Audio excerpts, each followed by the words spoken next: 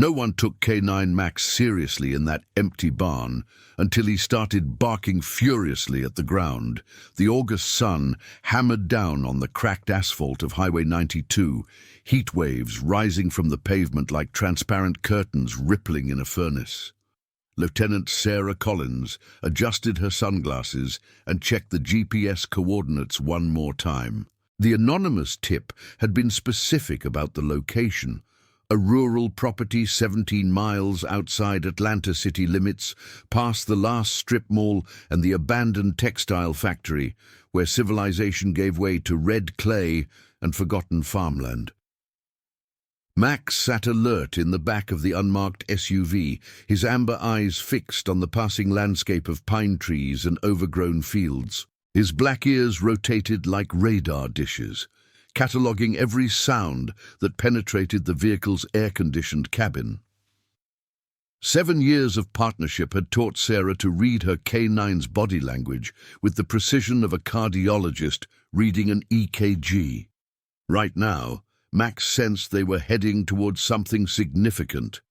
The convoy consisted of 3 vehicles: Sarah's SUV in the lead, followed by a tactical van carrying 6 officers from the Special Operations Section, and a patrol car bringing up the rear with 2 uniformed deputies from the County Sheriff's Department. The joint operation had been hastily assembled after the tip came through the department's anonymous hotline at 4 in the morning. Someone with a frightened voice, gender indeterminate, had described a barn on the Hendricks property as a distribution point for synthetic opioids. The caller had mentioned seeing vehicles arriving at night, men carrying heavy containers, and the distinct chemical smell that wafted across the adjacent fields when the wind blew east. Sarah had worked enough drug cases to know that anonymous tips ranged from solid gold to pure fabrication. Jealous neighbors, scorned lovers, business rivals, they all used the hotline to settle personal vendettas. But something about this call had felt different. The specificity of the details, the tremor in the caller's voice, the way they had described the chemical odor as sweet and bitter at the same time, like burning plastic mixed with rotten fruit. That was fentanyl. Sarah had smelled it before at crime scenes, that distinctive signature that clung to your nostrils for hours afterward. The property appeared on the right side of the highway, marked by a rusted metal gate that hung open on broken hinges. A faded sign nailed to a wooden post read Hendricks Farm in letters bleached nearly invisible by decades of Georgia sun. Beyond the gate, a dirt road carved through knee-high grass and wild blackberry bushes, leading toward a cluster of structures barely visible through the shimmer of heat. Sarah keyed her radio. "All units, we're approaching the property. Standard formation. Tactical team secures the perimeter first. K9 unit will conduct the primary search of the barn structure. Sheriff's deputies maintain the road and watch for any vehicles attempting to exit. Copy." The responses crackled back in sequence. Affirmative from the tactical van. Copy that from the patrol car. Sarah turned onto the dirt road, feeling the SUV's suspension work overtime as they bounced over ruts and potholes that hadn't seen maintenance in years. Dust billowed behind them, a brown cloud that would announce their arrival to anyone watching from the property. The farmhouse materialized first, a 2-story wooden structure with a sagging porch and windows covered with plywood. Graffiti marked the walls, gang tags mixed with the usual profanity and crude drawings that accumulated on abandoned buildings like barnacles on a ship's hull. No signs of recent habitation. The grass around the house stood chest-high, undisturbed by footpaths or vehicle tracks, but the barn was different. Sarah noticed it immediately as the structure came into view. The barn itself looked ancient, its red paint faded to a salmon pink, boards warped and separated by years of weather exposure, yet the ground around it told a different story. The grass had been flattened in a circular pattern consistent with regular vehicle traffic.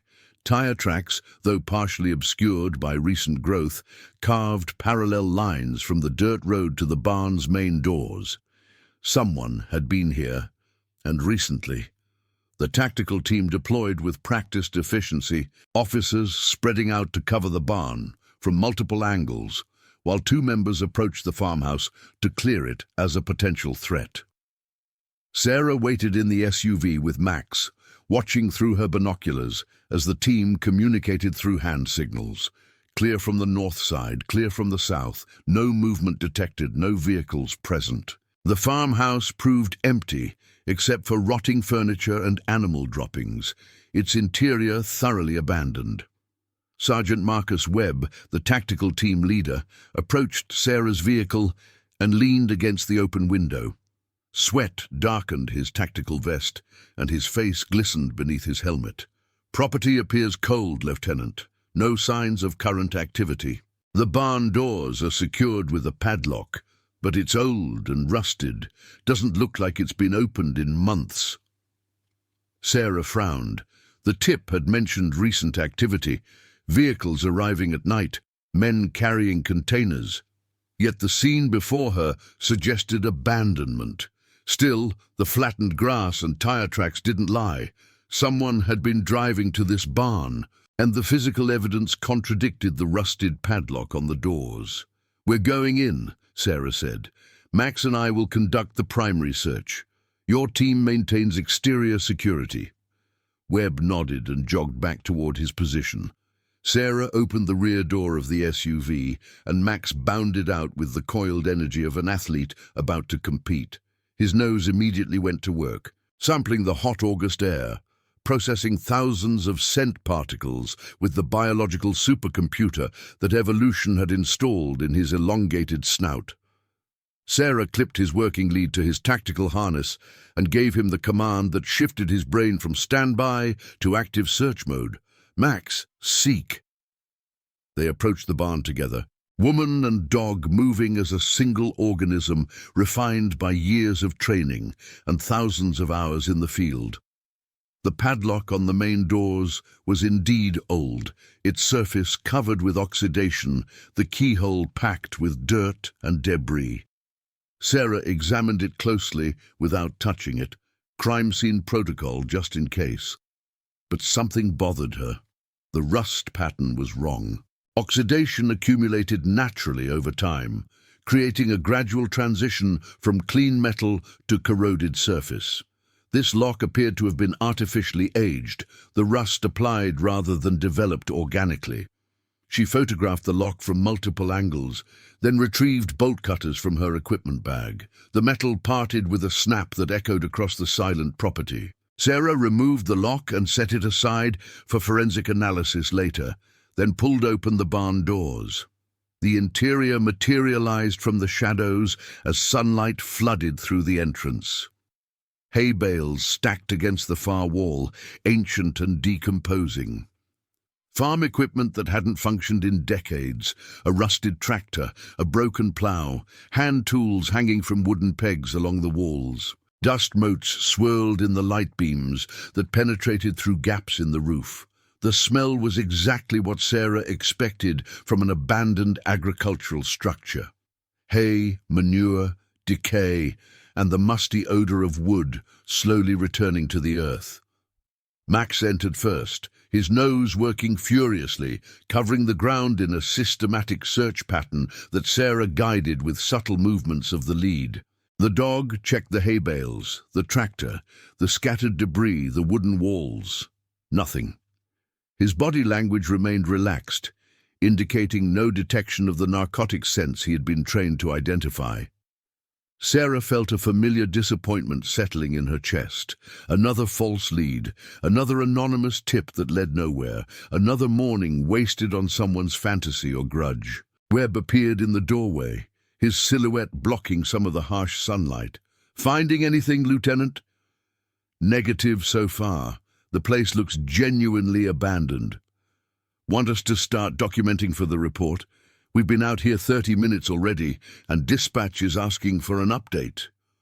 One of the younger officers, a patrol deputy who had been assigned to the operation for experience, laughed from his position near the tractor.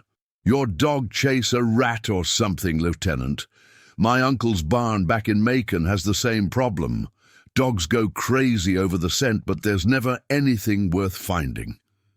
The comment drew chuckles from a few of the other officers. Sarah heard them but didn't respond. She had learned long ago that people who didn't work with K9 units often underestimated what the dogs could do. They saw pets, not precision instruments. They saw animals acting on instinct, not highly trained professionals executing complex search protocols. The skepticism was understandable, but it was also wrong. Sarah was about to respond when Max stopped moving. The change in his behavior was subtle at first, a slight alteration in his movement pattern that only someone who had spent years watching him would notice. His tail, which had been wagging lazily during the search, went still. His breathing shifted from the steady rhythm of routine work to something sharper, more focused. His weight transferred to his front legs, lowering his center of gravity in preparation for something that his conscious mind hadn't yet identified, but his instincts were already responding to. The dog had been working the center of the barn, an open area of packed earth between the tractor and the hay bales. His systematic search pattern suddenly broke as he fixed his attention on a specific point on the ground. His ears rotated forward, his body stiffened, and his head dropped low, nose practically touching the dirt.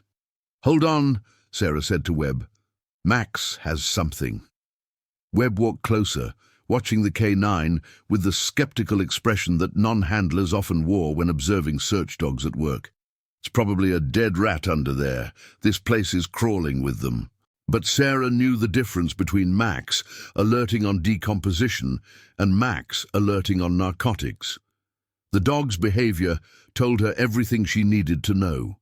He wasn't interested in organic decay.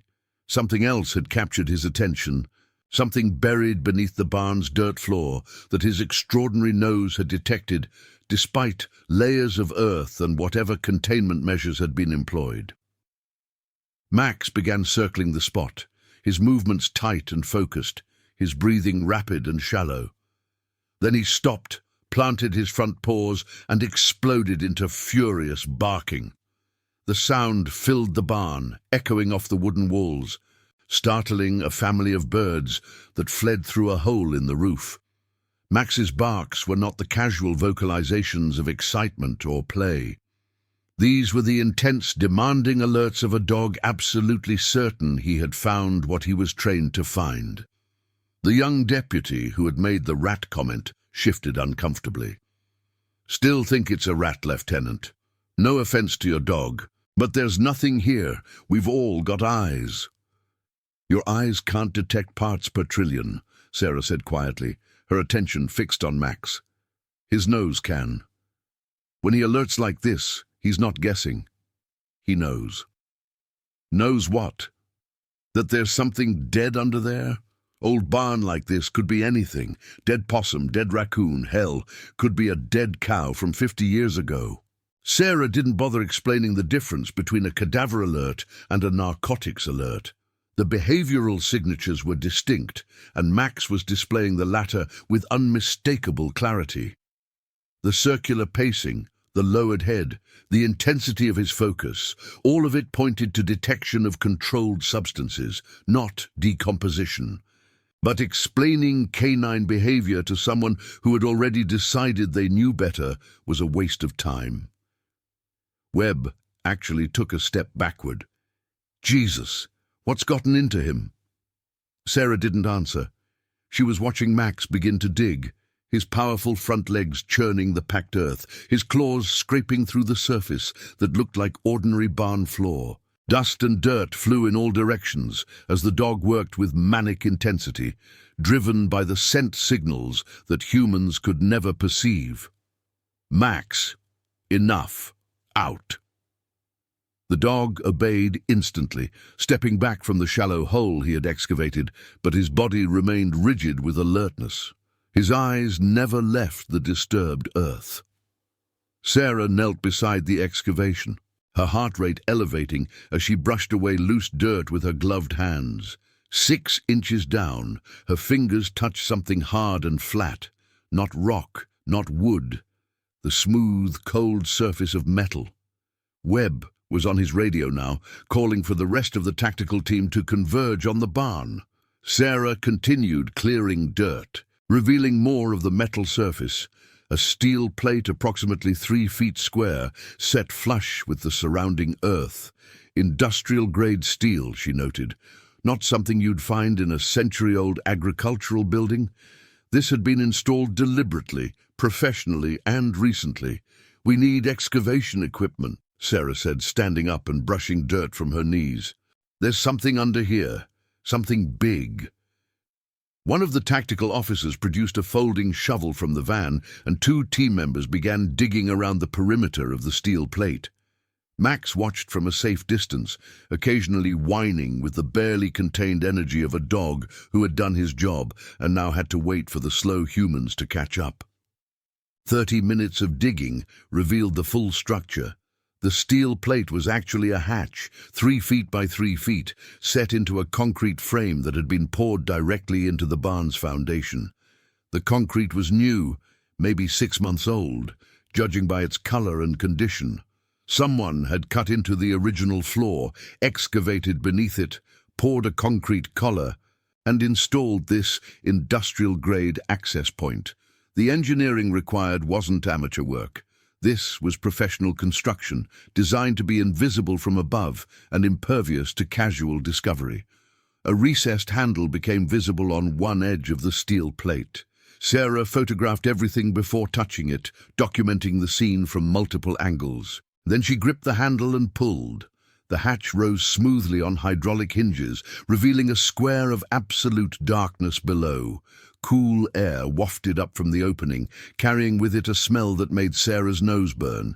That sweet, bitter chemical signature that she recognized immediately. Fentanyl, a lot of it. Enough that the scent was leaking through whatever containment measures had been installed below. "We need hazmat," she said quietly. "Nobody goes down there without full protective equipment. This is a production site." Webb was already on the radio, calling for specialized units, requesting that dispatch notify the DEA and the FBI field office. The scope of the operation had just expanded exponentially. An anonymous tip about a distribution point had led to something far more significant. A clandestine manufacturing facility buried beneath a barn that every law enforcement officer in the county had probably driven past 100 times without a second glance. The hazmat team arrived 45 minutes later, their white containment suits creating a surreal contrast against the rural Georgia landscape. Sarah suited up alongside them, determined to be among the first to descend into whatever waited below. Max had to stay on the surface. K9 units weren't equipped for chemical exposure environments, but his job was done. He had found what no human search could have discovered. He had done what he was born to do. The ladder descended 12 feet into a concrete-lined shaft that opened into a space that made Sarah catch her breath, even through her respirator mask. The underground facility extended far beyond the footprint of the barn above. A sophisticated complex of interconnected rooms carved out of the red Georgia clay and reinforced with steel and concrete. LED strip lighting ran along the ceilings, powered by cables that snaked toward a generator room in the far corner. Ventilation ducts connected to hidden surface vents that must have been camouflaged somewhere on the property. And in the center of the main chamber, illuminated by harsh white light, stood the laboratory. The scale of the operation exceeded anything Sarah had encountered in her career. This wasn't a makeshift cooking operation thrown together in someone's basement or garage. This was an industrial facility, designed and constructed by professionals who understood both chemistry and security. The air filtration system alone must have cost hundreds of thousands of dollars. Its components, industrial-grade equipment that you couldn't buy without leaving a paper trail, unless you had connections that circumvented normal procurement channels. Sarah counted 7 distinct workstations, each one capable of producing significant quantities of synthetic opioids. The equipment was state-of-the-art: rotary evaporators, vacuum filtration systems, analytical balances precise to the milligram. Whoever had designed this facility understood pharmaceutical manufacturing at an expert level. This wasn't the work of street-level dealers learning chemistry from internet forums. This was organized crime operating at a corporate scale. Stainless steel tables arranged in rows, each one equipped with precision scales, mixing equipment, and chemical storage containers. Fume hoods lined one wall, their exhaust systems connected to the ventilation network. A refrigeration unit hummed in the corner, its contents visible through a glass door. Rows of chemical precursors, the building blocks needed to synthesize fentanyl and its even more lethal analogs. Bags of finished product, vacuum-sealed and labeled with weight measurements. Filled plastic storage bins stacked against the opposite wall. Sarah did a quick mental calculation and felt her stomach turn. There had to be 50 kilograms of finished fentanyl in this room alone, enough to kill every man, woman, and child in the state of Georgia several times over. The hazmat team leader, a chemist named Dr. Patricia Reeves, who consulted for the FBI on clandestine laboratory investigations, moved through the facility with barely concealed amazement. "I've never seen anything like this," she said through her respirator.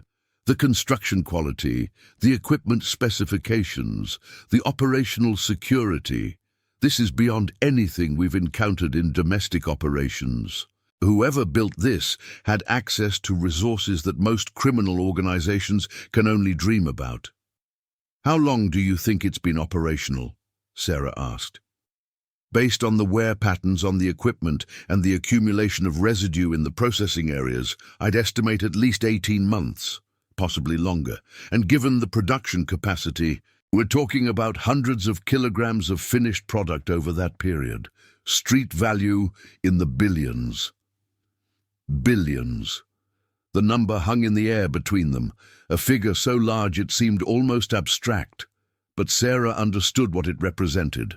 Thousands of overdose deaths, countless shattered families, communities devastated by addiction. All of it enabled by a facility that had operated invisibly beneath a barn that everyone assumed was empty. But the drugs weren't what captured her attention longest. That honor went to the workspace in the back corner, a desk equipped with multiple computer monitors, filing cabinets, and a wall covered with photographs, maps, and organizational charts. Sarah approached carefully, the hazmat suit rustling with each step, her heart pounding with the recognition that this was more than a drug lab. This was a command center. The photographs on the wall showed faces she recognized: city councilmen, county commissioners, a state legislator, the police captain of a neighboring jurisdiction, and at the center of the collection, in a position of obvious importance, a face that appeared frequently in Atlanta Society pages: Harrison Mercer, founder of Mercer Development Group, real estate mogul, philanthropist, and close personal friend of the governor. Sarah photographed everything, her phone clicking steadily as she documented the evidence before hazmat protocols required them to evacuate. The filing cabinets contained paper records, delivery schedules, payment ledgers, communication logs, names, dates, amounts, the entire operation laid out in meticulous detail by someone who either trusted completely in the secrecy of this location or needed the documentation for reasons of their own. Perhaps blackmail, perhaps insurance, perhaps simple organizational necessity. Among the papers, she found something that made her blood run cold. A list of law enforcement officers throughout the Atlanta metropolitan area with annotations beside each name. Amounts paid, services rendered, level of cooperation. The list was extensive. Patrol officers, detectives, sergeants, lieutenants. At least 24 names that represented the corruption of an entire regional law enforcement apparatus. And halfway down the list, she found a name from her own department. Captain Raymond Foster, commander of the Narcotics Division. The notation beside his name indicated a payment of $75,000 per month for, quote, operational interference and investigation suppression. Foster, the man who had personally reviewed and approved the operation to investigate the Hendricks property. The man who had assigned Sarah and her K9 unit to lead the search.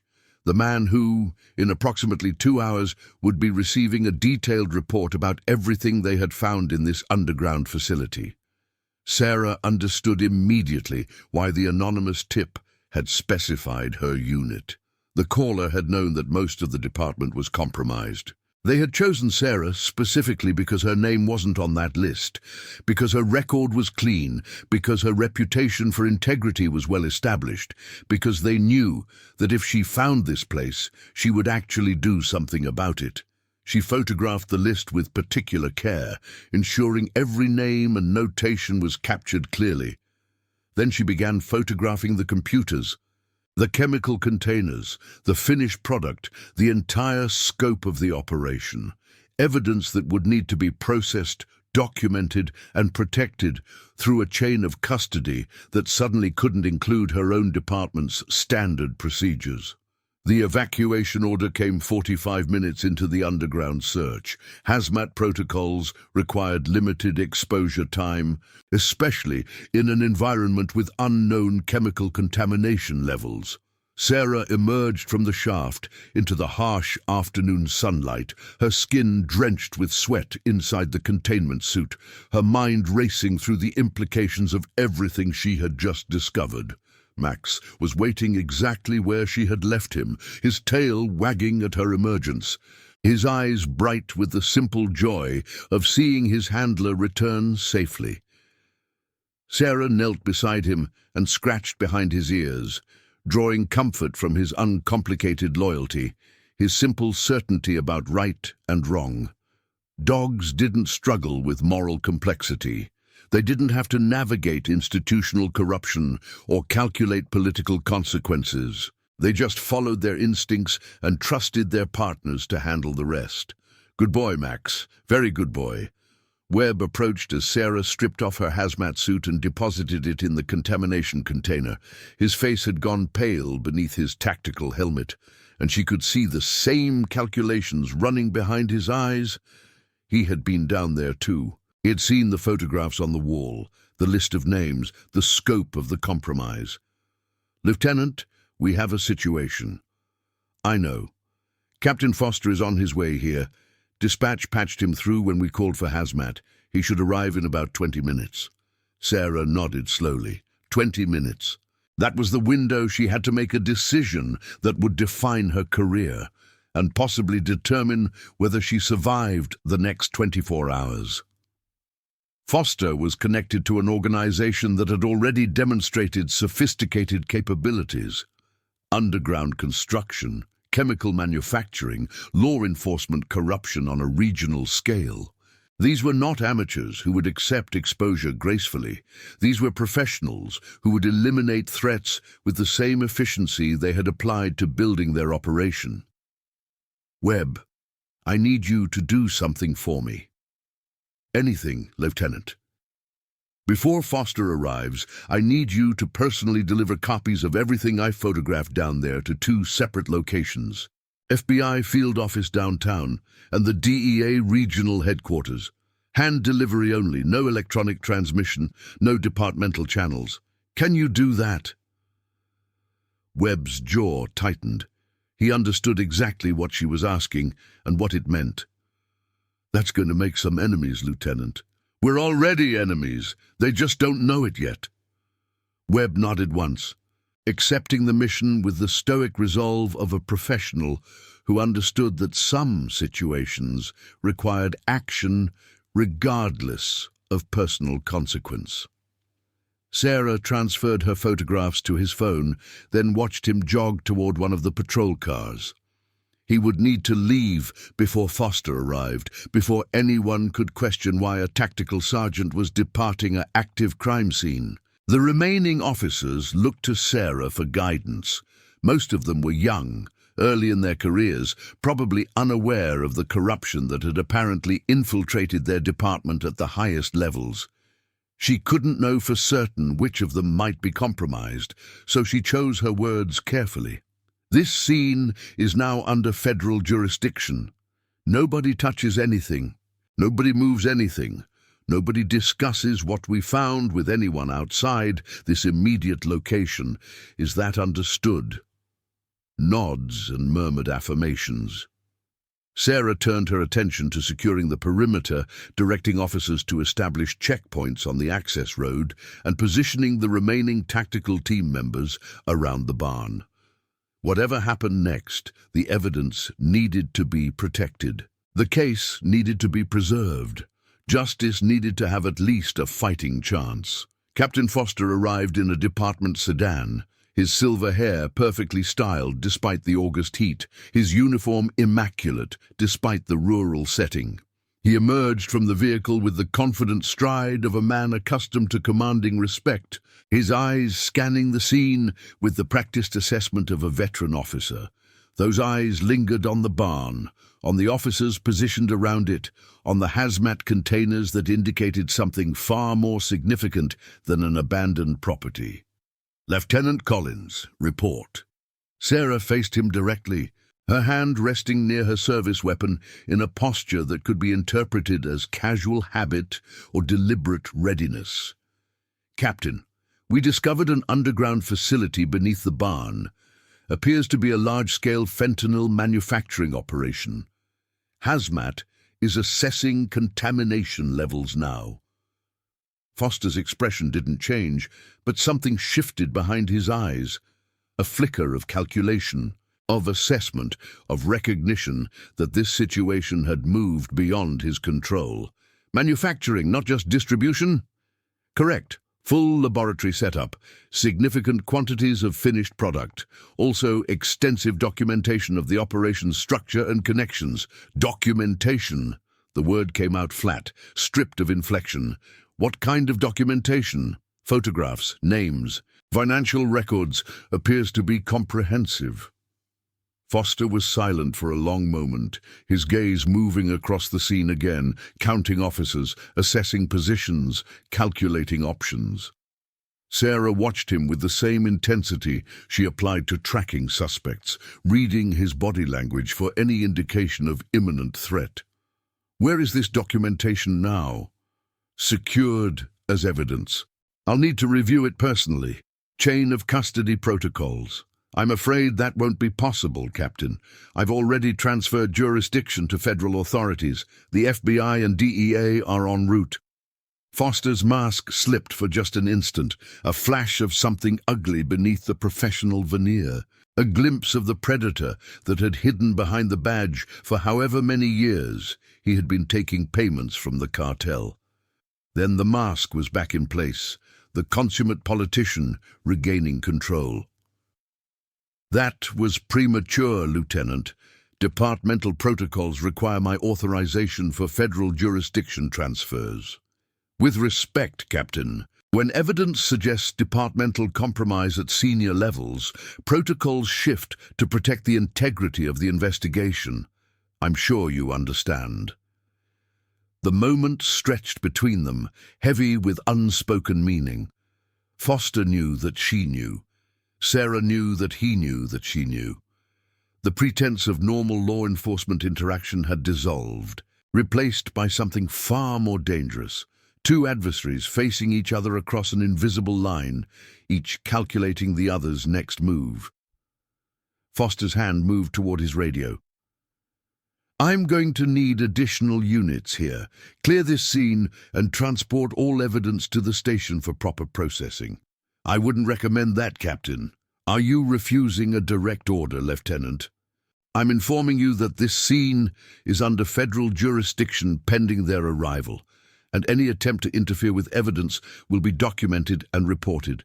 Additionally, Sergeant Webb is currently delivering copies of all documentation to both the FBI and DEA field offices. Whatever you're thinking about doing here, the information is already beyond your reach.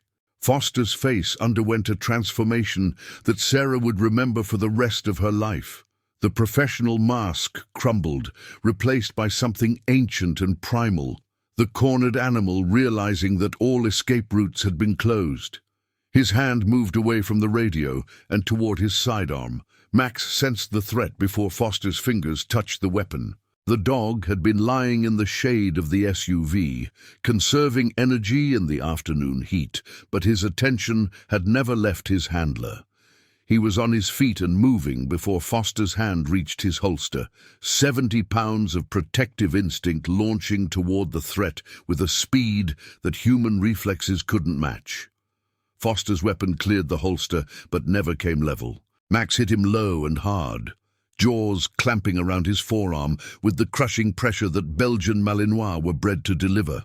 The gun flew from suddenly nerveless fingers as Foster screamed and went down, Max's weight and momentum taking him to the ground in a controlled takedown that Sarah had witnessed countless times in training. But this wasn't training. This was the real thing. And Max held on with a determination that indicated he understood exactly what was at stake. Max, out! The dog released immediately, stepping back but remaining in an aggressive posture, his lips pulled back to display teeth still wet with Foster's blood. Sarah moved forward and kicked the fallen weapon away, then planted her knee in the small of Foster's back while she secured his wrists with handcuffs. Raymond Foster, you are under arrest for corruption, conspiracy to manufacture and distribute controlled substances, and assault on a law enforcement officer. You have the right to remain silent. The Miranda warning flowed automatically while chaos erupted around the scene. Officers who had witnessed the altercation were shouting into radios, calling for backup, calling for ambulances, trying to make sense of a situation that had just shattered everything they thought they knew about their chain of command. Foster was screaming about lawsuits, about false arrest, about the end of Sarah's career. She ignored him. The evidence would speak for itself. The documentation underground, the photographs now in federal hands, the testimony of every officer present who had just watched their captain draw a weapon on a fellow law enforcement officer. Foster's position was indefensible, and somewhere beneath the rage and pain, he probably knew it. The FBI arrived first, a convoy of black SUVs that displaced the county sheriffs and immediately established federal authority over the scene. Special Agent Diana Morrison took personal command, a veteran agent with 20 years of experience and a reputation for dismantling exactly the kind of organizational corruption that the Hendricks property had revealed. She listened to Sarah's report with a face that revealed nothing, asked clarifying questions with surgical precision, and issued orders that sealed the property tighter than any state operation could have managed. Lieutenant Collins, you and your K-9 need to come with me. We're establishing a secure location downtown. Based on what you've described, you're both potential targets now. Sarah looked at Max, who had finally relaxed into a normal resting posture, his earlier aggression replaced by the calm satisfaction of a job well done. He saved my life today. Foster would have shot me. Probably, Morrison agreed. Which is why you're both going into protective custody until we can assess the full scope of this network. Your Sergeant Webb arrived at our office 45 minutes ago. The documentation you provided is comprehensive. This is going to bring down a lot of powerful people. How many of my department? Morrison hesitated, choosing her words carefully. Based on preliminary review, at least 12 officers across multiple divisions. Captain Foster appears to be the highest ranking, but there are others at lieutenant and sergeant level who will need to be investigated. Sarah absorbed this information with the numb acceptance that trauma often induced. She had known her department wasn't perfect, no institution of that size could be, but the scale of corruption exceeded anything she had imagined. These weren't isolated bad actors. This was an organized infiltration that had compromised the fundamental integrity of law enforcement in her city. What about Harrison Mercer? His photograph was central on that wall. Mr. Mercer is being contacted as we speak. He's well connected enough that any approach requires careful handling, but his presence in that documentation makes him a primary subject of this investigation. His lawyers will fight everything, but the evidence you've secured is substantial. The drive downtown passed in a blur of traffic and radio chatter.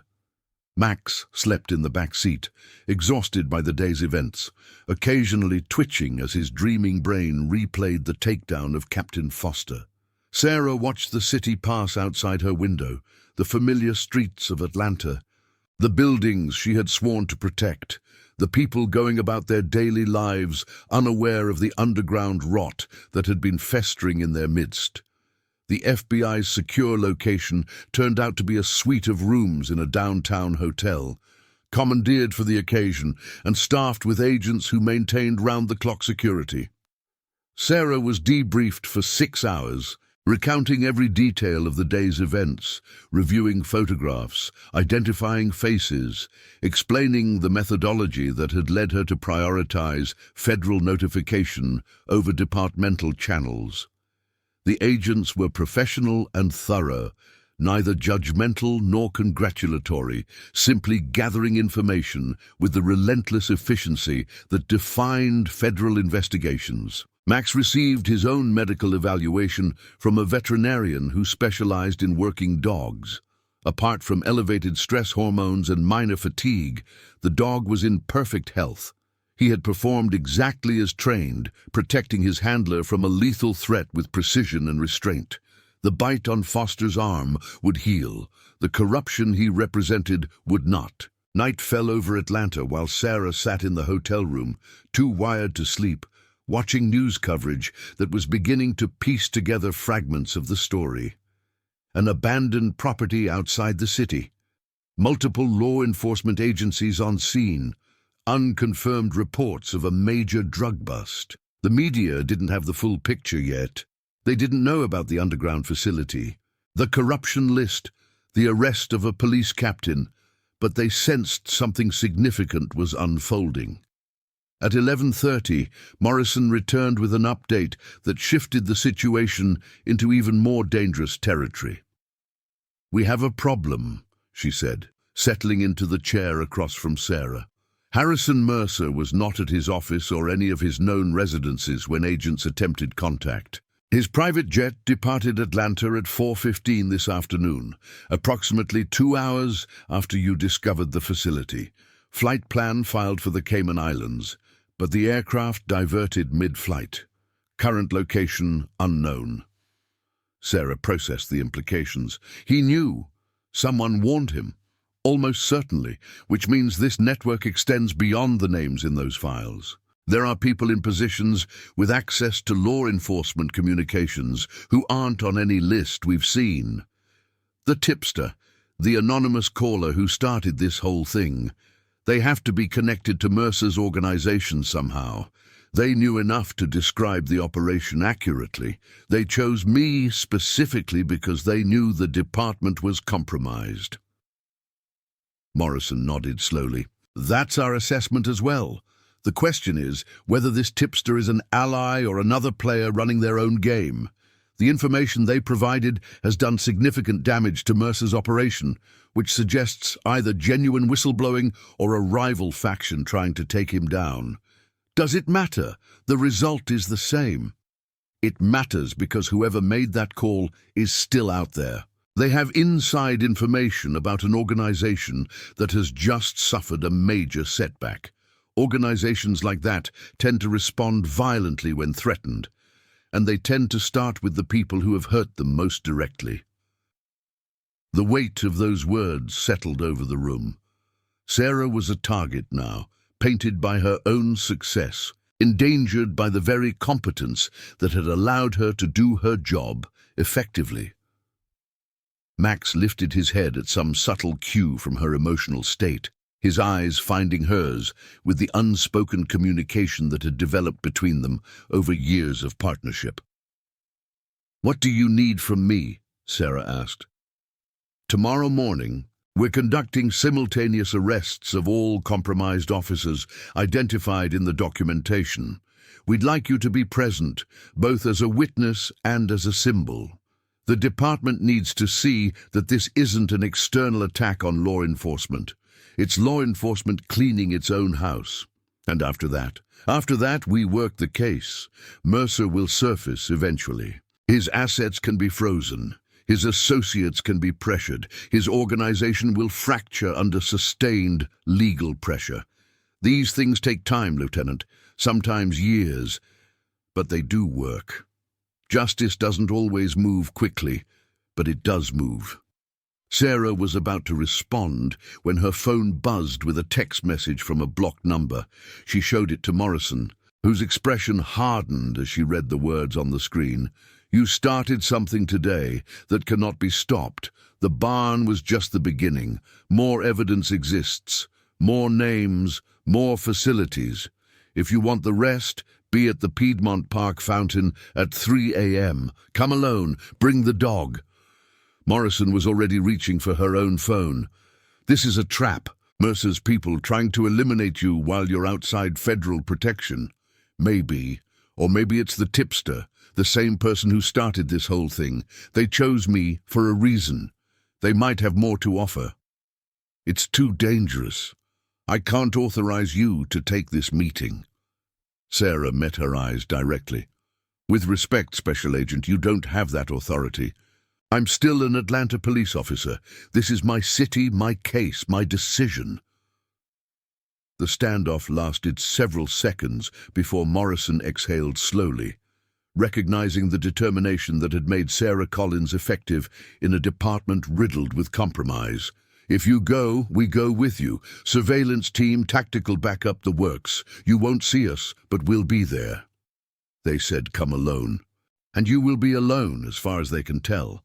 But I'm not sending you into an unknown situation without coverage. That's non-negotiable." Sarah considered this, weighing the risks against the potential reward. If the message was genuine, if the tipster had more evidence to share, then this meeting could blow the case wide open. If it was a trap, then federal backup would be the difference between survival and catastrophe.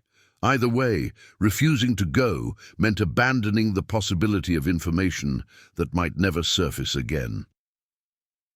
Agreed. What time should I leave? At 2:30 in the morning, Sarah and Max departed the hotel through a service entrance, bypassing the media cameras that had gathered in the lobby, hoping for statements or glimpses of the officers involved in the day's events.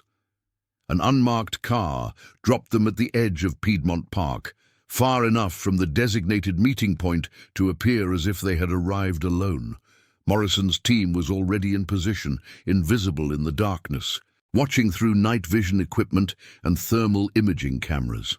The park was different at night. The friendly green space where families picnicked and joggers traced their morning routes transformed into something more primal. Shadows pooling beneath ancient oaks, the distant sound of traffic unable to penetrate the insulated silence. Max moved beside Sarah with the heightened alertness of a working dog on a mission, his every sense tuned to detect threats that human perception would miss. The summer night air carried scents of cut grass and distant barbecue smoke from the surrounding neighborhoods, mundane olfactory signatures that contrasted sharply with the gravity of the meeting ahead. Sarah kept her pace steady, neither hurrying nor dawdling, projecting the confidence of someone who belonged in this space despite the late hour. Joggers occasionally ran even at this time, insomniacs walking off sleepless nights, the city's perpetual rhythm of activity that made any single person's presence unremarkable. Max's nose worked constantly, cataloguing every scent, building a mental map of who and what had passed through this area recently. His ears rotated independently, tracking sounds from multiple directions. The rustle of small animals in the underbrush, the distant cry of a night bird, the mechanical hum of the city's infrastructure. If anyone was hiding in the darkness ahead, Max would know before Sarah did. The fountain appeared ahead, a geometric arrangement of water and stone that served as one of the park's central landmarks. During the day, children played in the spray while tourists took photographs. At 3 in the morning, the water was still, the fountain inactive, the plaza surrounding it empty, except for a single figure sitting on a bench. Sarah's hand moved to rest on her weapon, a casual positioning that allowed rapid deployment if needed. Morrison's surveillance team was invisible in the darkness, but she could feel their presence through the earpiece that connected her to the operations command structure. They were watching, recording, ready to intervene if the situation deteriorated. The knowledge should have been comforting, but Sarah understood that in the seconds it would take backup to reach her position, a lot could go wrong. Sarah approached with her hand near her weapon, Max positioned slightly ahead in a protective stance. The figure didn't move, didn't acknowledge their arrival, remained motionless as they crossed the final 20 feet of distance. "Lieutenant Collins." The voice was female, surprisingly young, trembling with a mixture of fear and determination. "Thank you for coming." Sarah stopped 10 feet away, close enough to see the woman's face in the ambient light from distant street lamps. She was perhaps 25 years old, with dark hair pulled back in a ponytail and features that suggested mixed heritage, Asian and European, delicately combined. Her clothes were expensive but rumpled, as if she had been wearing them for days without access to a change. Her eyes held the haunted quality of someone who had witnessed things that couldn't be unseen. "You made the call this morning. You're the tipster." The woman nodded. "My name is Victoria Chen. My father was Daniel Chen. He was Harrison Mercer's chief financial officer until 3 weeks ago, when Mercer had him killed for asking too many questions." Sarah felt the pieces clicking into place, the anonymous call suddenly making sense in the context of grief and revenge. "I'm sorry about your father." "Don't be sorry, be effective. My father spent 20 years helping Mercer build his empire, and when he finally understood what that empire actually was, they put a bullet in his head and called it suicide. I have everything he collected before they killed him. Financial records, property deeds, communication transcripts, evidence of 18 separate facilities like the one you found today, spread across 5 states. And I have names, not just the people in that barn, but the people behind them, the politicians who take Mercer's money, the judges who dismiss his cases, the federal agents who look the other way." The last phrase hit Sarah like a physical blow. Federal agents. Morrison's team was listening to every word of this conversation through the surveillance equipment positioned around the park. If Victoria Chen was telling the truth, if Mercer's corruption extended to the very agencies now investigating him, then the situation was far more complicated than anyone had realized. "Why me?" Sarah asked. "Why did you call the department's anonymous hotline? You could have gone directly to the FBI, the DEA, the State Attorney General." "Because I don't know who to trust. I researched every law enforcement officer in the Atlanta area, looking for someone who had never crossed paths with Mercer's organization. Your name kept coming up clean. Every investigation you've conducted, every case you've closed, every commendation you've received, all of it pointed to someone who actually cares about justice and your dog." Victoria's eyes moved to Max, who was watching her with the attentive interest he showed toward any new person. "I read about what he can do. I knew that if anyone could find what my father helped bury, it would be him." "You said there are 18 facilities. Where?" "Properties controlled by shell companies connected to Mercer Development Group. My father documented all of them before he died. I have coordinates, access codes, evidence of what each one contains. Some are drug manufacturing like the barn, others are different. Money laundering operations, human trafficking transit points, weapons storage. Victoria's voice cracked with emotion. My father didn't know what he was building. He thought he was helping develop real estate. By the time he understood the truth, it was too late to walk away. Where is this documentation now? Victoria reached into her jacket and produced a USB drive, a small black rectangle that represented everything her father had died for. This contains copies of everything. The originals are in a location that only I know. Insurance against what happens if I don't survive this meeting. Sarah took the drive carefully, her mind racing through the implications. If Victoria was telling the truth, this single piece of hardware could dismantle a criminal empire that stretched across state lines and corrupted institutions at every level. It would take years to process, years to prosecute, years to repair the damage that Mercer and his associates had inflicted, but it could be done. With this evidence, justice actually had a chance. I need to get you somewhere safe, Sarah said. Federal protective custody, witness protection if necessary. Victoria shook her head. I'm not going anywhere with federal agents, not until I know which ones aren't on Mercer's payroll. You saw the list in that barn. Do you really believe it was complete? Mercer has spent 30 years building his network. He doesn't leave loose ends. Then where will you go?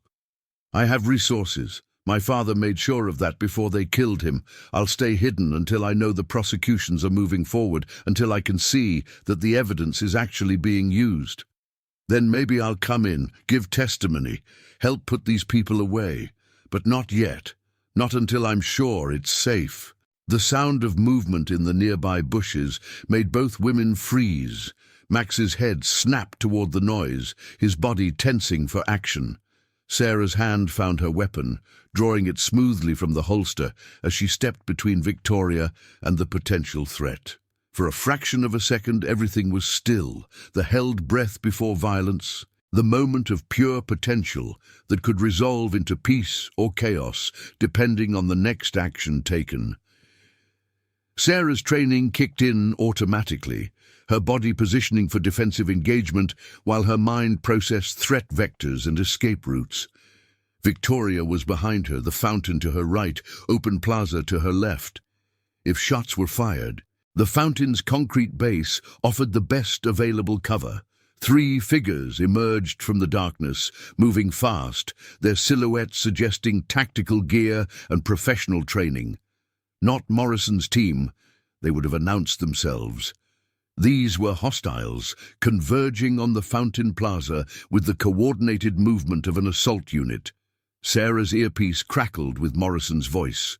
We have visual on 3 hostiles approaching from the north. Backup is 60 seconds out.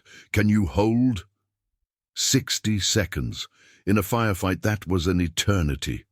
Run, Sarah said to Victoria, her weapon coming up to address the nearest threat. Get to the street, find people, stay in public view. Victoria didn't hesitate. She bolted toward the park's exit, her footsteps fading rapidly into the darkness. Sarah tracked the nearest hostile with her sights, waiting for a clear shot, waiting for the moment when engagement became necessary and justified. The first hostile raised his weapon, and Sarah fired. The shot caught him center mass, the impact visible even in the darkness as his body jerked backward. Her training with the department's tactical instructors had emphasized controlled pairs. 2 rounds, center of mass, evaluate and repeat if necessary. She fired again, and the hostile went down. The other 2 scattered, seeking cover behind trees and landscaping features. Muzzle flashes lit the darkness as they returned fire. Rounds, snapping past Sarah's position with the angry whine of supersonic projectiles. She dropped behind the fountain's base, feeling the impact of bullets striking concrete, the spray of fragments stinging her exposed skin. Max had already engaged the nearest threat, his training taking over as he pursued the second assailant with the relentless determination that made Belgian Malinois the preferred breed for protection work. The man tried to bring his weapon around, but Max was faster, launching himself at the gun arm with the same technique that had taken down Captain Foster hours earlier. The weapon discharged harmlessly into the air as man and dog went down in a violent tangle. The third hostile appeared in Sarah's peripheral vision, flanking her position, his weapon tracking toward her. She rolled, brought her own weapon up, and fired twice.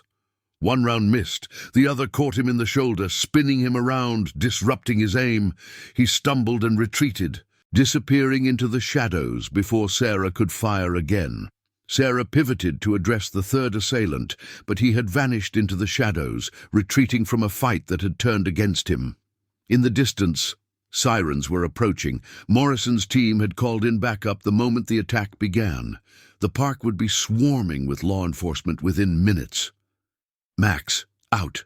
Come." The dog released his grip on the downed attacker and raced back to Sarah's side, blood on his muzzle, his body still vibrating with adrenaline. The man on the ground wasn't moving, either unconscious from pain or choosing to play dead until help arrived. Sarah scanned the darkness for any sign of the third assailant or Victoria Chen, but both had vanished. The woman had escaped, at least for now. Whether she would survive the night with Mercer's people hunting her was another question entirely. FBI vehicles arrived in a convoy of lights and sirens, agents spilling out with weapons drawn, securing the scene with professional efficiency. Morrison was among them, her face grim as she surveyed the aftermath of the ambush. "Are you hit?" "No." Max took one of them down. "I wounded another, but he got away." There was a third shooter who retreated when backup started arriving. And the tipster, Victoria Chen, daughter of Mercer's former CFO, she got away during the firefight. She gave me this before everything went sideways. Sarah held up the USB drive. She says it contains evidence of 18 facilities connected to Mercer's operation, plus documentation of corruption at federal levels. Morrison took the drive with an expression that mixed professional interest with personal concern. Federal corruption, that's a significant allegation. She seemed credible and scared enough to risk meeting me at 3 in the morning in a public park. Whoever these shooters were, they knew exactly where to find us. That suggests surveillance capabilities we haven't accounted for. The next few hours blurred into a montage of medical examinations, more debriefings, and the secure processing of Victoria Chen's USB drive. The wounded assailant was identified as a former military contractor with connections to private security firms that had done work for Mercer Development Group. He wasn't talking, but his presence confirmed that Mercer's organization had resources and reach that extended into professional violence. The USB drive proved to be everything Victoria had promised and more. 18 properties across 5 states, each one documented with coordinates, building plans, access codes, and descriptions of their illegal functions. Financial records that traced money flows through a labyrinth of shell companies, ultimately connecting to legitimate businesses, political campaigns, and even charitable organizations. Communications that implicated judges, legislators, and law enforcement officials at every level of government. The FBI assembled a task force of 30 agents to process the information, working around the clock in a secure facility that had been hastily established in a federal building downtown. Sarah was given temporary office space within the task force's perimeter, her expertise in the original discovery making her invaluable for contextualizing the evidence and identifying connections that might not be obvious to analysts unfamiliar with the Atlanta landscape. The scope of the corruption revealed itself gradually, layer after layer of compromise emerging from the documentation like an archaeological excavation of institutional rot. Campaign contributions that had purchased legislative votes, judicial appointments that had been influenced by carefully placed bribes, law enforcement promotions that had been granted in exchange for investigative interference. The system that citizens trusted to protect them had been systematically subverted by people who understood exactly how to exploit its weaknesses. Morrison briefed Sarah daily on the investigation's progress, sharing information that would normally be compartmentalized, but recognizing that Sarah's continued involvement was both necessary and valuable. The agent had developed a respect for the lieutenant that transcended professional courtesy, a recognition that Sarah's actions in the critical hours after the barn discovery had prevented a catastrophic compromise of the entire case. "We've identified 37 additional subjects beyond the initial list," Morrison reported during one of their briefings. "The network extends into 3 neighboring states and involves at least 4 separate criminal organizations that were apparently cooperating under Mercer's coordination. He wasn't just running a drug operation, he was running a criminal conglomerate." "What about the federal agents on the list?" Morrison's expression tightened. "We've confirmed involvement by 3 agents across 2 field offices. All have been placed on administrative leave pending internal investigation. The director is personally overseeing the cleanup. This is an institutional crisis, Lieutenant. The kind of thing that can destroy public confidence in federal law enforcement if it's not handled correctly." The political implications were equally severe. 2 state legislators had already announced their resignations, citing personal reasons that everyone knew were connected to the investigation. A county commissioner had been arrested attempting to board a flight to Mexico. A judge had committed suicide when agents arrived to execute a search warrant at his home. Each revelation generated media coverage that amplified the public's awareness of how deeply corruption had penetrated their institutions. And buried among the thousands of files, a folder labeled personal, Victoria's private collection of evidence regarding her father's murder.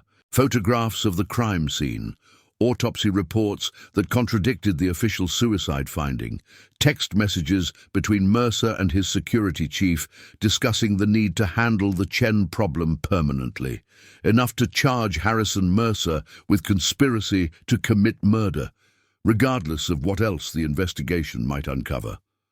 The arrests began at dawn, a coordinated sweep that hit 12 locations simultaneously.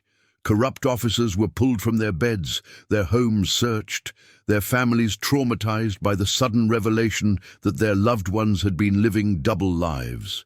The media descended on Atlanta like locusts, their cameras capturing every perp walk, every official statement, every fragment of information that leaked through the investigation's security protocols.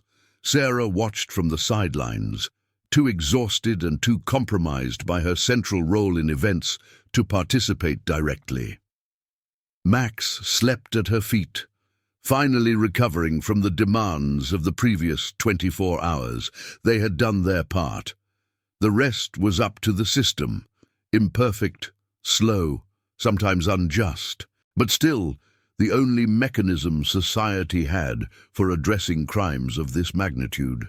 The department's Internal Affairs Division was overwhelmed by the scope of the investigation required. Every officer whose name appeared in the documentation had to be investigated, interviewed, and either cleared or charged. Every case they had worked had to be reviewed for evidence of interference. Every conviction they had obtained had to be examined for potential appeals based on prosecutorial misconduct. The administrative burden alone threatened to paralyze normal operations. Chief Williams, who had led the department for 15 years and whose name had not appeared in any of the compromising documentation, announced his retirement 3 days after the initial arrests. His statement cited the need for new leadership to restore public trust, but everyone understood the real reason. The corruption had happened on his watch, and whether he had known about it or not, the responsibility ultimately rested with him. Days passed, weeks. The investigation expanded as Victoria Chen's evidence was processed and verified. More arrests followed, including 3 federal agents whose names had appeared in Mercer's documentation. Politicians resigned, judges recused themselves. The scope of the corruption exceeded anything Atlanta had experienced since the civil rights era, a systemic infection that had spread through the body politic, while everyone assumed they were living in a functioning democracy. The city's response was complex and contradictory. Some citizens expressed outrage at the corruption, demanding accountability and systemic reform. Others defended the accused officers, insisting that the investigation was a witch hunt, orchestrated by federal overreach. Protests erupted on both sides of the debate, sometimes escalating into confrontations that required police presence to control, a bitter irony that was not lost on anyone. Harrison Mercer remained at large, his whereabouts unknown, despite the combined resources of multiple federal agencies. His assets were frozen, his organization dismantled, his associates either arrested or fleeing prosecution. But the man himself had vanished, protected by wealth and connections that transcended borders and jurisdictions. Sarah returned to work after a mandatory psychological evaluation confirmed her fitness for duty. The department was different now, purged of its corrupted elements, operating under federal oversight, rebuilding trust with a community that had every right to feel betrayed.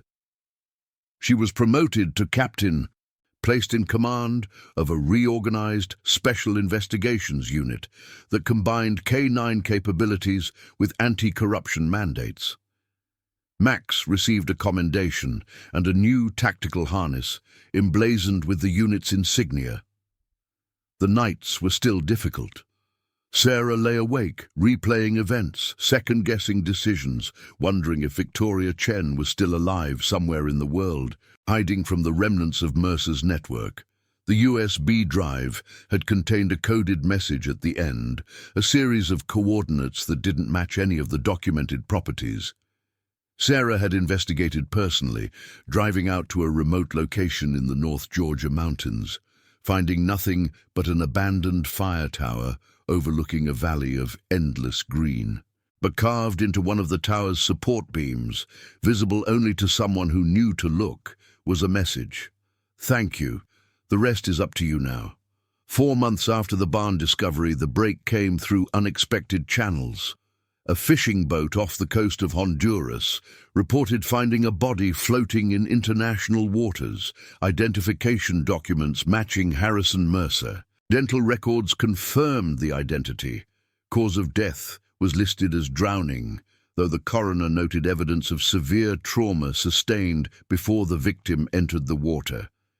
Whether Mercer had been murdered by rivals, by former associates seeking to prevent his testimony, or by forces unknown, would never be determined. The investigation was closed. The principal defendant was dead.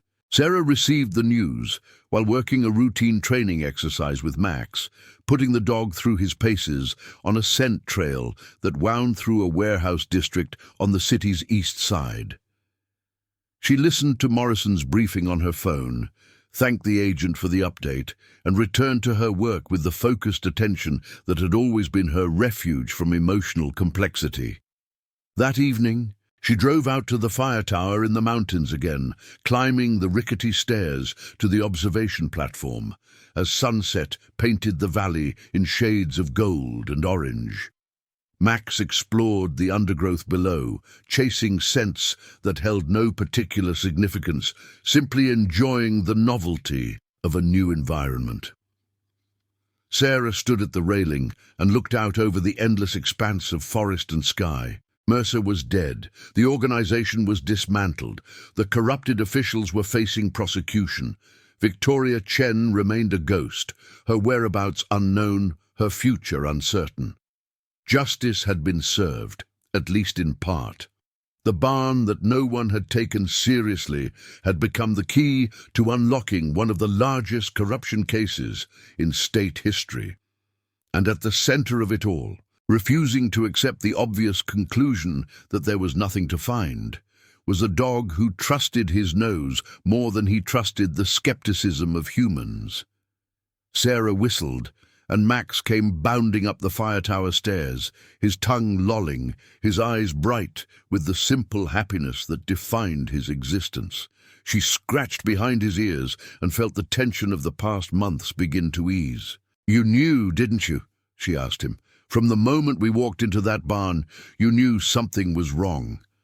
Max's response was a single bark and a tail wag that swept dust from the observation platform. "Yeah," Sarah said. "That's what I thought." They stayed until the stars emerged, then made their way back down to the car, back to the city, back to the work that waited. Tomorrow would bring new cases, new challenges, new opportunities for a woman and her dog to make a difference in a world that desperately needed both. The corruption would never be fully eliminated. The criminals would never stop trying.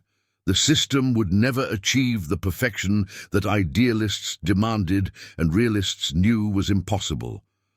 But tonight, under a canopy of Georgia stars, Sarah Collins allowed herself a moment of satisfaction. No one had taken Max seriously in that empty barn. Everyone had assumed the dog was reacting to rodents or decomposition or the random misfiring of an overly sensitive nose. They had all been wrong. And because one dog had refused to accept the easy answer, because one partner had trusted her K9 when everyone else dismissed his alert, justice had found a foothold in a system designed to prevent exactly that outcome. It wasn't perfect, it wasn't complete, but it was a start. Sarah started the car and pulled onto the mountain road, Max settling into his customary position in the back seat. The drive home would take 2 hours through winding mountain passes and eventually the urban sprawl of Atlanta's northern suburbs. 2 hours of darkness and stars, and the quiet company of a partner who asked for nothing except the opportunity to do his job. It was enough. In a world of corruption and compromise, of powerful men who thought themselves above the law and systems that too often proved them right, it was more than enough. It was everything that mattered. The barn had been empty. Everyone agreed on that. The padlock was rusted, the equipment was ancient, the hay was decomposing. There was no evidence, no sign of activity, no reason to believe that anything of significance had ever happened in that forgotten rural structure. But Max had known better. Max had refused to accept the obvious conclusion. Max had barked furiously at the ground, while experienced officers laughed and suggested he was chasing rats. And Max had been right. That was the story Sarah would tell for the rest of her career, the story that would define her legacy and inspire the officers who came after her. Trust your K9, trust the nose. Trust the instincts that millions of years of evolution had refined into the most sensitive detection system on the planet. No one took Max seriously in that empty barn until he started barking furiously at the ground. And everything changed. The investigation continued for 3 more years, uncovering layers of corruption that extended far beyond anything the initial barn discovery had suggested. Prosecutors secured convictions against 47 defendants, including 12 law enforcement officers, 6 politicians, and 3 federal employees. The Mercer organization's assets were seized and redirected to victim compensation funds and community development programs. The abandoned properties were demolished, the underground facilities filled in, the land returned to purposes that served the public rather than poisoned it. The trials became a national spectacle, covered by media outlets from coast to coast, as the scope of the corruption became clear. Defense attorneys mounted aggressive challenges, arguing entrapment, questioning the chain of custody for evidence, attacking the credibility of witnesses. But the documentation was too comprehensive, too meticulously maintained by Mercer's own organization, too clearly authentic to be dismissed as fabrication or manipulation. Sarah testified in 11 separate trials, her account of the barn discovery becoming the foundational narrative of the entire prosecution. She spent weeks preparing with federal attorneys, reviewing photographs, reconstructing the timeline of events, anticipating the attacks that defense lawyers would launch against her testimony. The pressure was relentless, the stakes almost unbearable. If she faltered on the stand, if her credibility was successfully undermined, the entire case could unravel. But Sarah had the truth on her side, and truth proved to be a powerful ally in a courtroom. She described Max's behavior in precise detail: the circling, the fixation, the sudden explosion of furious barking that had drawn everyone's attention to a patch of ground that looked exactly like every other patch in the barn. She explained the significance of his training, the reliability of his alerts, the trust that had developed between Handler and K9 over years of partnership.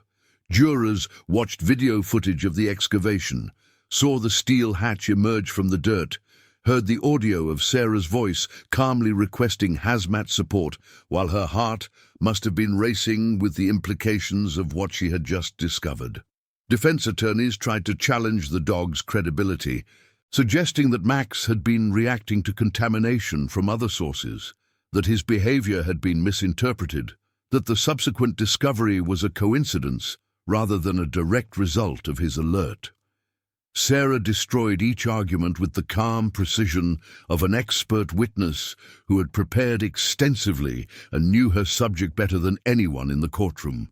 The defense suggests that Max may have been alerting on residual contamination from vehicles that had visited the property, one attorney argued during cross-examination. How can you be certain he wasn't reacting to traces brought in on tires or shoes? Because contamination alerts don't present the way Max was behaving, Sarah responded. When a dog detects trace amounts, their behavior is tentative, exploratory. They're following a faint scent, trying to localize its source. Max's alert was concentrated, focused on a specific point approximately 18 inches in diameter at the center of the barn floor. That kind of precision indicates a source, not residue. Additionally, the residue theory doesn't explain why the scent would be strongest at the exact location of the concealed hatch. If contamination had been tracked in by vehicles, we would expect to see alert behavior along the tire paths leading to the barn, not concentrated at a single point in the interior. The attorney retreated, his challenge neutralized by Sarah's expertise and preparation. Max himself made one courtroom appearance, brought in by Sarah to demonstrate his capabilities for a jury that needed to understand how detection dogs actually worked.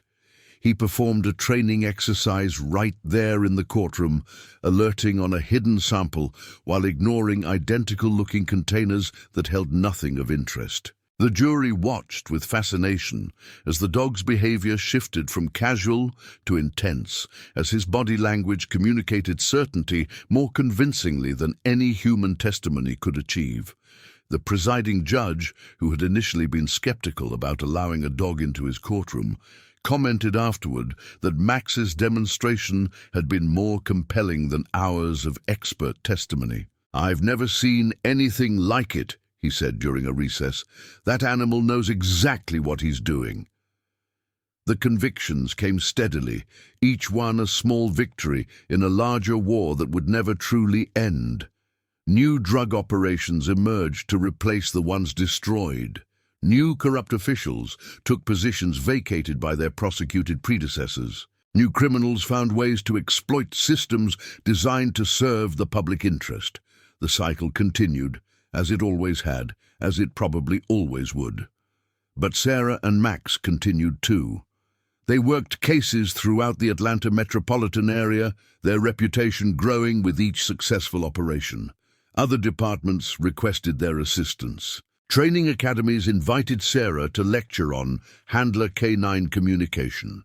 Documentaries were produced, news features aired, the story of the empty barn told and retold until it achieved the status of legend within the law enforcement community.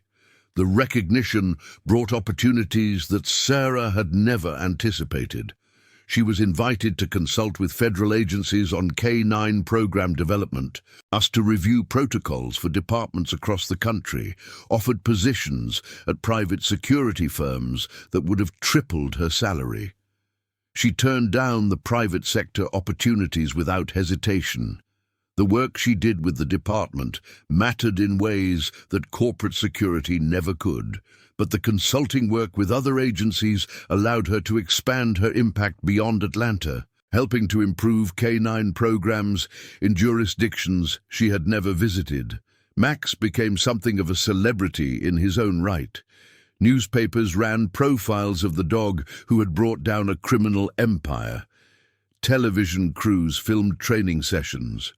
The department's public relations office was inundated with requests for appearances at schools and community events. Max took it all in stride, performing his demonstrations with the professionalism that had always characterized his work, greeting the public with the friendly demeanor that contrasted so sharply with his intensity in the field. But the demands took their toll. The stress of constant public attention, combined with the ongoing investigation work, pushed both Handler and K-9 to their limits. Sarah found herself struggling with insomnia, replaying the events of the barn discovery in her mind during the long hours when sleep refused to come. The therapist assigned by the department's employee assistance program diagnosed post-traumatic stress, not from the violence she had witnessed, but from the existential weight of discovering that the institution she had dedicated her life to had been compromised at its core. Max showed his own signs of wear. His energy levels declined slightly. His enthusiasm for training exercises diminished. The veterinarian attributed it to age-appropriate changes, but Sarah suspected something deeper. The cumulative stress of a career spent operating at the edge of his capabilities, pushing his body and mind to perform at levels that evolution had never intended. Max aged gracefully, his muzzle graying, his movements slowing slightly, but his nose remaining as sharp as ever. At 10 years old, he was approaching the end of his working life. The inevitable retirement that awaited every service dog. Sarah tried not to think about it, focusing instead on the time they had left, the cases they could still work, the differences they could still make. She began documenting their methods, writing detailed protocols that could be used to train the next generation of handlers. The institutional knowledge she had accumulated over years of partnership with Max was too valuable to lose when retirement finally came. Other handlers needed to understand the nuances of K-9 communication, the subtle signs that indicated alert versus curiosity versus simple interest. The documentation grew into a manual, then into a curriculum, then into a comprehensive training program that departments across the Southeast began adopting. The end came not in a dramatic confrontation, but in a routine veterinary examination. The vet found a mass in Max's abdomen that hadn't been there 6 months earlier. Further tests revealed metastatic cancer, already spreading through his body, already beyond the reach of treatment. The vet gave them 3 months, maybe 4, depending on how aggressively the disease progressed. Sarah took Max home that afternoon and sat with him on the back porch, watching the sun set over the backyard where he had chased squirrels and rolled in grass clippings and enjoyed the simple pleasures that dogs find in a world designed for human complexity. She didn't cry. Not yet. There would be time for grief later. Right now, there was only the profound awareness of time running out, of moments becoming precious precisely because they were finite. The diagnosis forced Sarah to confront questions she had been avoiding for years. What would she do when Max was gone? How would she continue the work that had defined her career without the partner who had made it possible? The department had already begun training a new K-9 team to eventually assume her unit's responsibilities, but the thought of watching someone else do the work that she and Max had built together felt like a betrayal of everything they had accomplished. Colleagues offered condolences and support, recognizing what Max meant to her and to the department. The young handlers she had trained came by to visit, sitting with Max on the porch, sharing memories of training exercises and field operations. The veterinary staff who had cared for Max over the years made house calls to monitor his condition and adjust his pain management. Everyone understood that this was more than a sick animal. This was the approaching end of a partnership that had changed the course of law enforcement in their city. Max sensed her mood, as he always had, and pressed his head against her leg with the gentle insistence that had characterized their entire partnership. She scratched behind his ears and felt his tail thump against the porch boards. "You did good, buddy," she told him. "You did so good." He looked up at her with eyes that still held the intelligence and loyalty that had defined their relationship, even as his body began to fail him. Dogs didn't understand death the way humans did, couldn't comprehend the abstract concept of mortality or the grief that accompanied it. But Max understood that something was wrong, that Sarah was sad, that the routine they had built together over 7 years was changing in ways that couldn't be explained. The final 3 months were a gift she hadn't expected. Max remained active, eager to work, seemingly unaware that his body was failing him. They took walks in the park where they had met Victoria Chen, sat together in the fire tower that overlooked the mountain valley, visited the site of the Hendricks barn, now a flat, empty field marked only by a historical plaque that described the case that had originated there. Sarah photographed everything, documenting their final weeks together with the same attention to detail she had applied to crime scenes throughout her career.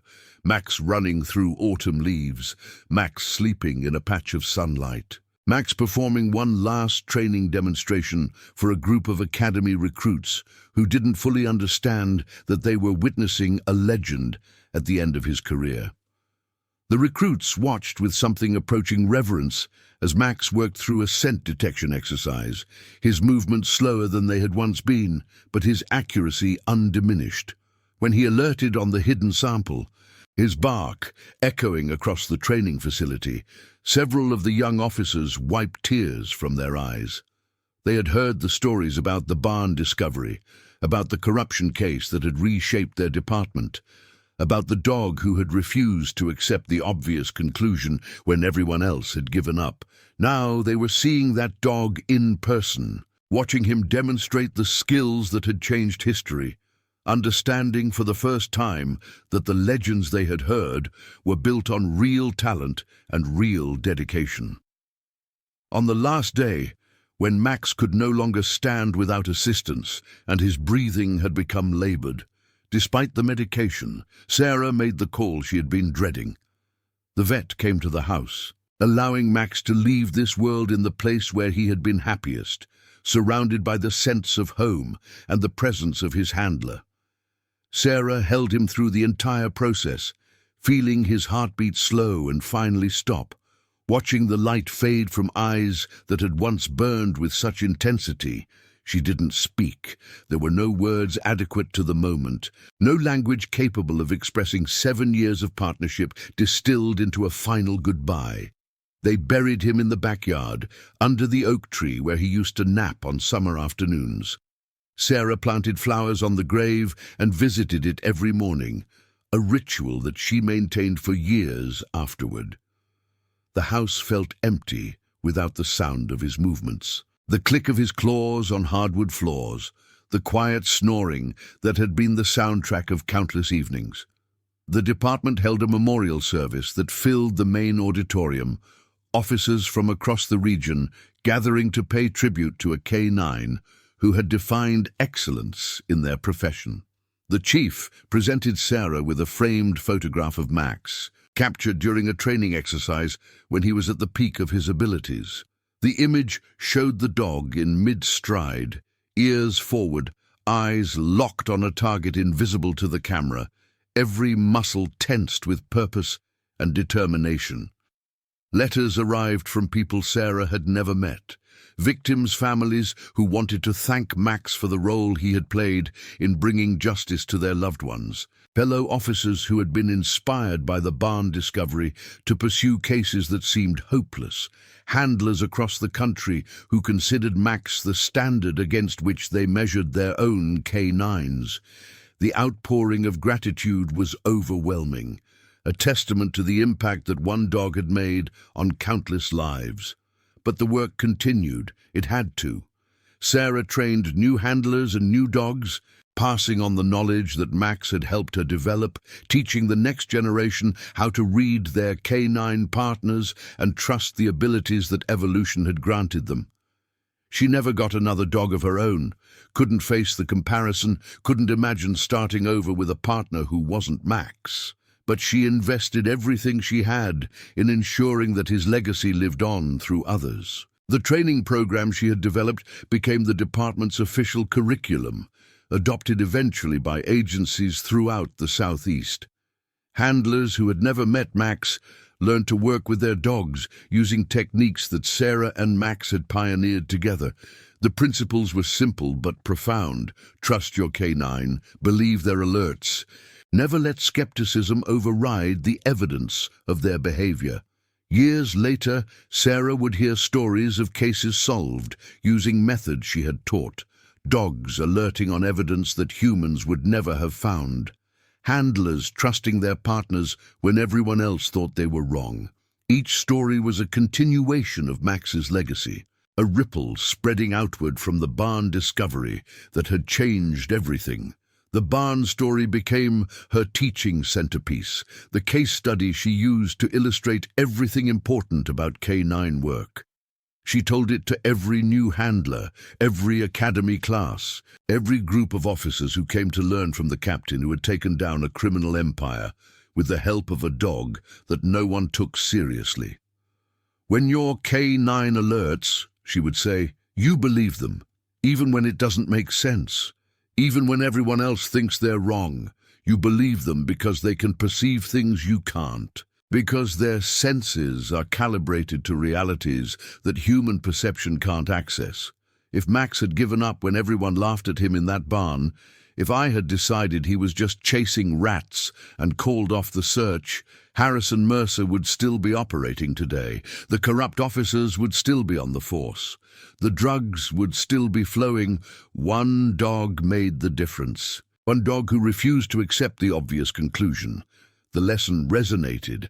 Handler after handler carried it forward, trusting their canines in situations where human judgment would have led them astray. Cases were solved, evidence was found, justice was served. The ripple effects of Max's legacy spread outward through the law enforcement community, touching lives he would never know in ways no one could have predicted. Sarah retired at 55, worn down by decades of stress and trauma, but satisfied with what she had accomplished. She moved to a small house in the mountains, not far from the fire tower where she had stood with Max watching the sunset. She lived simply, surrounded by books and memories, visited occasionally by former colleagues who wanted to hear the old stories one more time. The mountain retirement provided the peace she had craved during the intensity of her career. She spent mornings on the porch with coffee, watching mist rise from the valleys below, listening to birdsong that had been drowned out by city noise for so many years. Afternoons were for reading, for gardening, for the quiet tasks of domestic life that she had neglected while the job consumed every waking hour. But the memories remained, vivid and persistent, rising unbidden at unexpected moments. The smell of hay would transport her back to the barn, to the moment when Max began his alert. The sound of distant sirens would remind her of the chaos that followed Captain Foster's arrest. The sight of a Belgian Malinois in a passing car would trigger a cascade of emotions that she had learned to ride out rather than suppress. Former officers visited regularly, bringing updates on cases and promotions and the ongoing evolution of the department. The reforms that had followed the corruption scandal had transformed the institution, implementing oversight mechanisms and training protocols designed to prevent anything like Mercer's infiltration from happening again. Sarah listened to these updates with a mixture of satisfaction and skepticism. Satisfaction that progress had been made, skepticism that human institutions could ever truly protect themselves from human weakness. The barn story never got old. No matter how many times she told it, Sarah found new details to emphasize, new lessons to draw, new ways to honor the dog who had changed everything. And every time she reached the moment when Max started barking furiously at the ground, she paused to let the significance sink in. No one had taken him seriously, and he had been right all along. The empty barn hadn't been empty. The obvious conclusion had been wrong. And because one dog trusted his instincts when everyone else trusted their assumptions, justice had found a way to break through layers of corruption that should have been impenetrable. It was the kind of story that gave people hope. The kind of story that reminded them that systems designed to protect the powerful could still be disrupted by the unlikely alliance of a woman and her dog. The kind of story that deserved to be told and retold until it became part of the permanent record, a testament to what was possible when someone refused to accept the easy answer. The lesson resonated across generations of law enforcement officers, becoming a foundational principle of K9 training programs nationwide. Trust your dog. Believe the alert. Never let institutional skepticism override the evidence of K9 detection. The words became a mantra, repeated in academies and training facilities, inscribed on plaques and memorial walls, carried forward by handlers who understood that their partner's abilities exceeded anything human perception could match. Max had known. From the moment they walked into that barn, he had known. And because Sarah had trusted him, because she had believed in his abilities when everyone else dismissed them, the truth had emerged from beneath the surface of the earth. The truth was buried. It almost always is, but Max had found it anyway, and that made all the difference. The fire tower still stood in the mountains, weathered by years but structurally sound. Sarah visited it occasionally, climbing the stairs to the observation platform, standing where she had stood with Max so many times before. The message carved into the support beam had faded, but remained legible. "Thank you. The rest is up to you now." She had done her best to honor that charge. She had fought the fight that needed fighting, trained the handlers who would continue the work, told the story that needed telling. Max's legacy lived on through every dog that alerted on concealed evidence, through every case solved because a handler trusted their K9, through every conviction secured because someone refused to accept the obvious conclusion. That was enough. In a world where corruption and compromise seemed to hold every advantage, where the powerful too often escaped consequence for their crimes, it was more than enough. It was everything that mattered.